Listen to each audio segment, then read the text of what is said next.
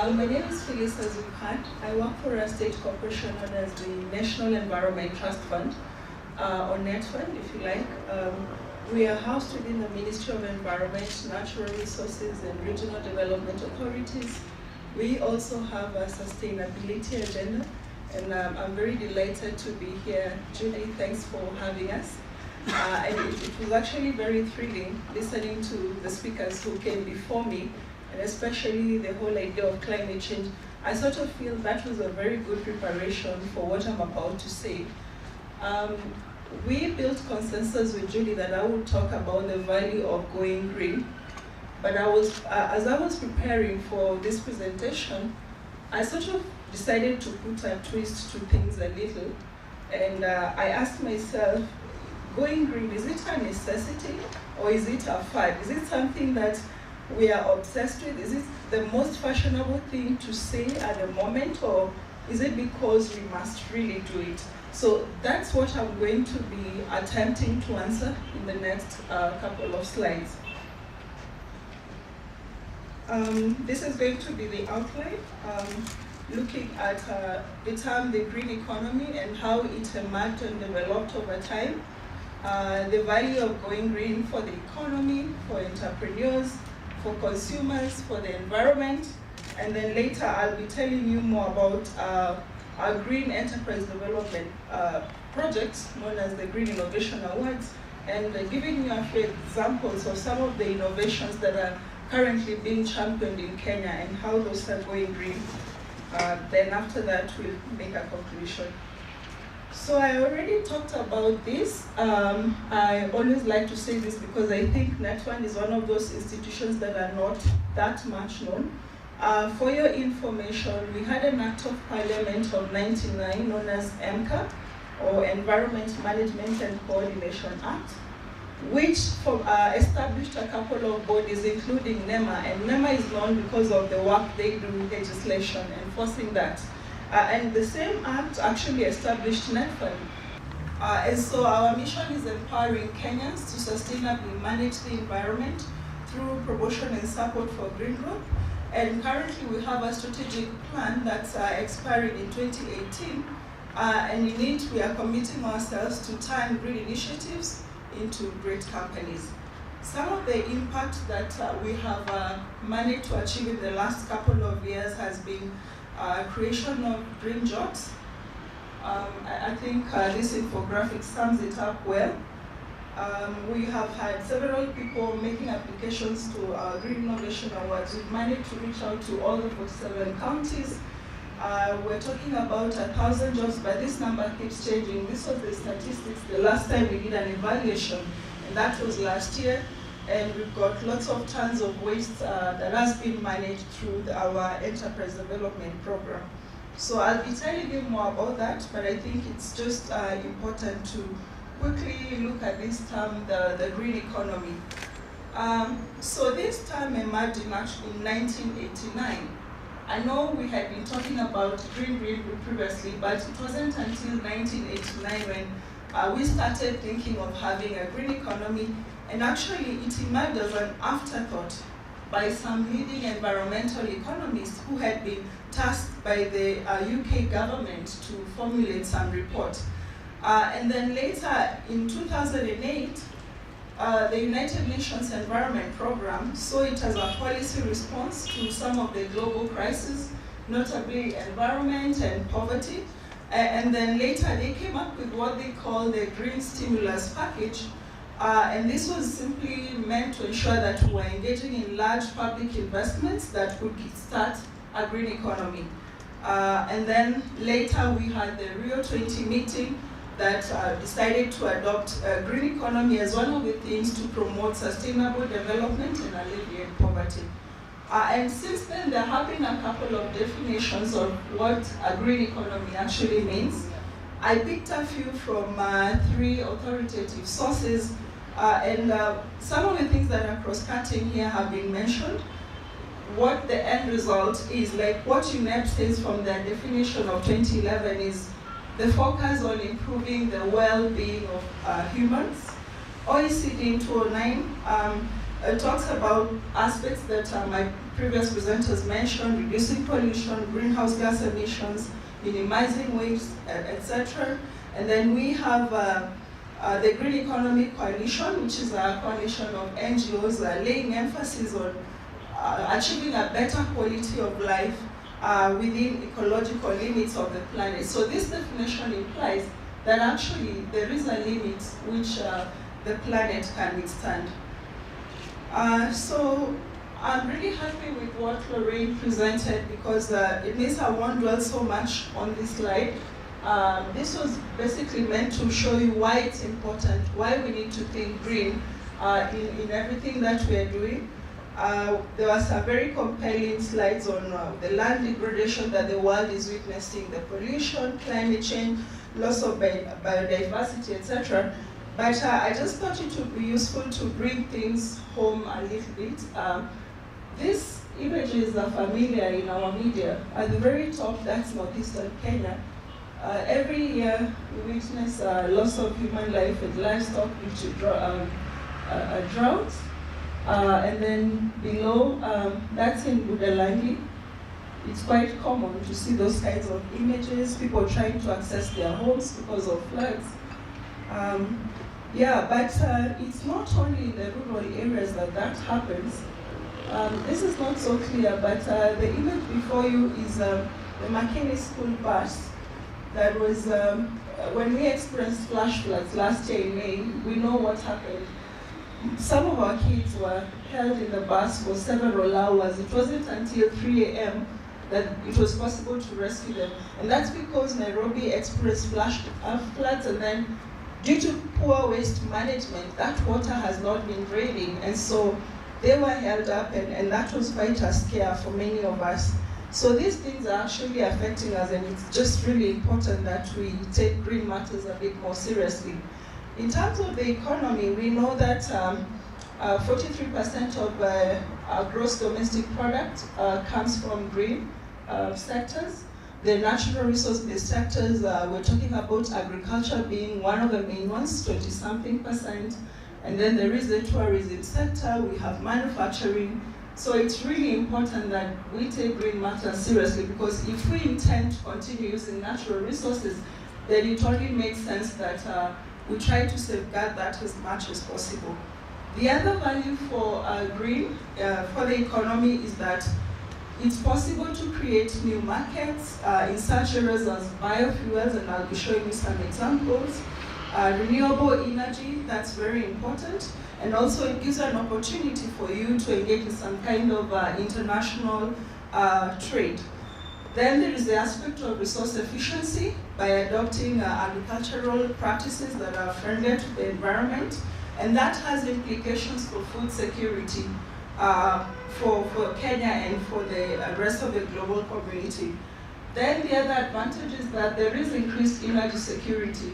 When we know we will not depend on fossil fuels, those again keep getting depleted. So the more we can think about renewable energy sources, I think the more guaranteed we are of having this energy.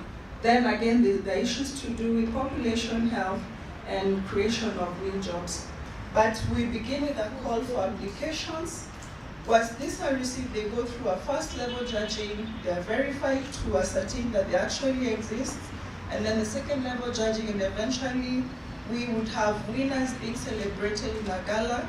And after that, we have two sort of categories. There are those who go through upscaling process, and others are taken through an incubation program, helping them to develop their business plans, refining their prototypes, and the whole idea is to convert them from initiatives. The present call we had was last year in November, and we received over 13,000 applications. That was quite interesting for us. It means that more and more Kenyans are actually aware and they're interested in participating in these initiatives.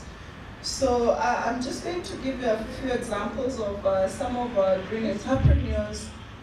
Before you is a gentleman known as Richard Arwa of Siaya County, who is trying to manage the water hyacinth. You know, it has been a recurring problem which the government hasn't found a permanent solution for.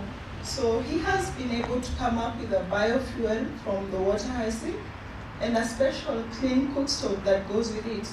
So he has a couple of women customers and other hoteliers who buy from him and make use of that. This is a great alternative to perhaps kerosene or wood, which would imply cutting down of trees. And then we have another innovator who has come up with a hydro turbine water pump set.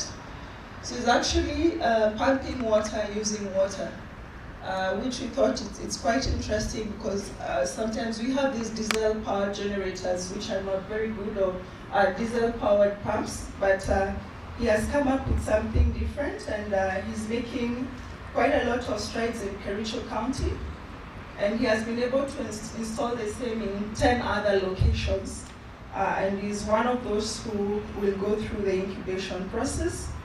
In Machakos County, we also have another innovator who has identified some plants which can actually act as pesticides, natural pesticides.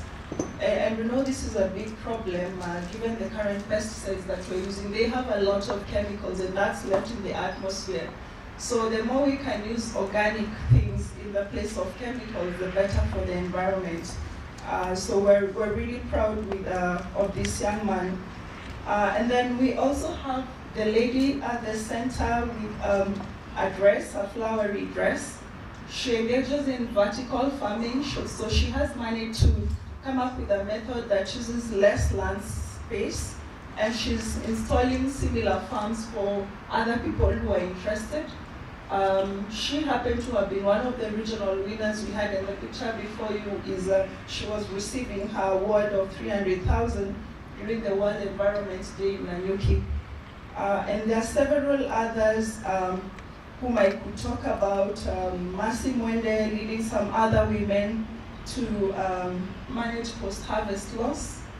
We know that we are fortunate to be one of the countries that receive a lot of mangoes, and sometimes those go to waste because nobody is able to manage them. But they have come up with a method of converting that into powder, and that prolongs the shelf life, at the same time creating livelihoods for more than 10 women. So those are just examples to show you some of the innovations that Kenyans are engaged in, so that in the hope that you should know and also feel inspired to do whatever you can do within your conference. We are hoping that the group that I showed you, the Sweet and Dried, is going to get to this level, which is another group that we worked with in Kitui County. We helped them to establish a factory where they have been converting mango into powder and also into pulp and selling to different customers, and therefore generating income for themselves. This is remarkable because some of the women need to engage themselves in charcoal selling, but they've found other alternative livelihoods that are better for the environment. It also means that we are managing waste better than before. Those who come from Kitui County know how this can be a problem during the peak season. There are lots of mangoes, and sometimes when they go to the market, if they don't get someone to buy, it makes more sense to leave the sack of mangoes in the market as opposed to going back at home with it. And that creates a problem for the municipal. So they've been able to come up with something very productive out of that situation. And lastly, there's this gentleman from Murang'a County who I think I mentioned last time, but he's one of those very inspirational stories. He got a D+ in physics, but still he managed to invent a hydropower, a mini hydro, where he has been able to power up to 79 homes with electricity. So that means that previously those who are using kerosene are not using that anymore, and he charges a paltry 100 shillings per month. He's not really motivated by money, but I think this is a typical case of a pure social entrepreneur. And how he did that was he used old bicycle parts to come up with the turbine and motors, which he bought from a proceeds that he obtained after selling rabbits and goats. So he's one of the gentlemen who's going through the incubation program to help him acquire licenses, to help him operate more safely, because some of the generation happens right in his bedroom. Yeah, so those are the kind of entrepreneurs, the green entrepreneurs that we work with as a NETFUND. Our strategic destination is that we'll be able to have about 100 sustainable green enterprises by 2025. And we see that happening because this year we've managed to enroll about 30 businesses that are going to start incubation from next month. That's usually about a 1-year process. And at the end of it all, we facilitated some investor conference where we invite other potential investors to actually come and help them to scale their products. So I would wish to bring my presentation to an end by appreciating some of the partners who have continued to work with us on this program. Okay, so my name is Phyllis Ombonyo and I'm the Director of Business Development at the National Environment Trust Fund. NETFUND is a state corporation within the Ministry of Environment and Natural Resources. We were established as an Act of Parliament of 1999. The same act is what established NEMA, and that's what most organizations know. So while NEMA does legislation, we do self-regulation. Our mandate is fourfold. We're involved in environmental awards, capacity building. We also conduct research and publications, and down the road we also hope to start issuing out scholarship and grants. Okay, so our mission is empowering Kenyans to sustainably manage the environment. And I also mentioned that we do that in 4 ways. So let me talk a little bit more about the awards. We have been mandated by the government of Kenya to facilitate environmental awards because this has been seen as a great tool for incentivizing positive behavior among Kenyans. We run an award called the NETFUND Green Innovation Awards, and the focus for that is to convert green initiatives into great enterprises. But over and beyond that, we support other awards that are advancing a similar agenda as ours, and that's sustainability. And that explains our association with the Green Tourism Summit and the Mazingira Awards. This award is significant in the sense that whenever others see people being awarded, then it causes them to want to take action and do something positive. In the case of the NETFUND Green Innovation Awards, we also have an incubation component, which entails providing business support, technical support, and by business I mean in terms of financial accounting, human resource, legal registration of businesses, obtaining the licenses that they require, and helping them realize their maximum potential. And in the hope that they will become complete companies that are not just employing people, but also contributing meaningfully to economic growth. As I speak, we have supported multiple companies and who have in turn created up to 1,200 green jobs. And we have just selected another cohort of about 40 incubatees whom we'll start working with from next month for a period of 1 year to support them. And then down the road, upon graduation, they will be exposed to an investor conference that we will convene so they can then use that opportunity to access greater amounts of capital and accelerate their work. So what do you take from the summit?